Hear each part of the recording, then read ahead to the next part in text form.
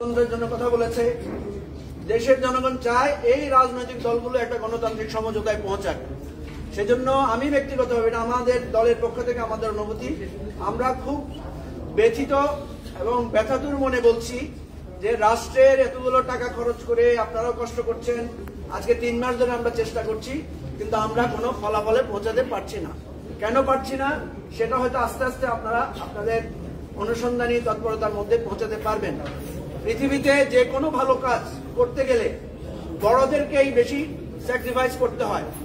যারা আজকে বড় তারা কিন্তু কিছুদিন আগে অনেক বেশি নির্যাতন সহ্য করেছেন, অনেক বেশি নিগৃহীত শিকার হয়েছেন, তারাই বেশি এই আজকে আমরা যে প্রসেসে গভর্নমেন্ট চলছে এই প্রসেসের নিগ্রহের শিকার হয়েছে।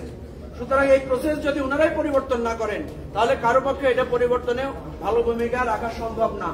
সুতরাং আমরা আজকে দেশবাসীকে সাক্ষী রেখে আপনাদেরকে সব বলছি, আরো হয়তো কিছুদিন আলোচনা চলবে। আমরা দেশবাসীর সমর্থন চাই। আমরা চাই যে বিষয়গুলোতে আমরা মনে করি যে গণতান্ত্রিক ব্যবস্থা সমুন্নত হবে, রাষ্ট্রের জনগণের জবাবদিহিতা, জনগণের কাছে আমাদের জবাবদিহিতাটা বৃদ্ধি পাবে, সেই জিনিসগুলো যাতে আমরা ঐক্যমত্যে পৌঁছাতে পারি। আপনাদের কাছে দোয়া এবং সহযোগিতা চাই। অনেক ধন্যবাদ। ভাই, ঐক্যমত্য কমিশনের কি এই দক্ষতা আছে?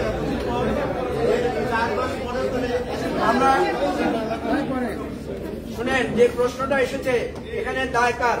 হ্যাঁ, ঐক্যমত্য কমিশনেরও একটা দায় আছে, কারণ আমরা দেখলাম যে একটা সিদ্ধান্ত গ্রহণের যে প্রক্রিয়া আছে, যে আমরা একটা বিষয় সবাই মত দিয়ে ফেলেছি, সুতরাং এখানে কারা এটার বিপক্ষে আছে তাদের যুক্তিগুলো শুনবে, আর আমরা যারা ধরেন এটার পক্ষে আছে তাদের যুক্তি খণ্ডনটা শুনবে, তারপরে একটা সমাধানে পৌঁছাবে। কিন্তু সেভাবে না গিয়ে 33টা দল আমরা নানাভাবে আলোচনা করছি। আজকে এসে ওনারা বলেছেন যে এক দল থেকে শুধু একজন মতামত দিতে পারবে, আগামী দিনে সেই ধরনের পদ্ধতি হবে। যাই হোক, আমরা তারপরেও আশাবাদী হতে চাই। আমরা চাই যে ইনশাল্লাহ আমরা যাতে একটা ঐক্যমত্যে পৌঁছাতে পারি। Thank you.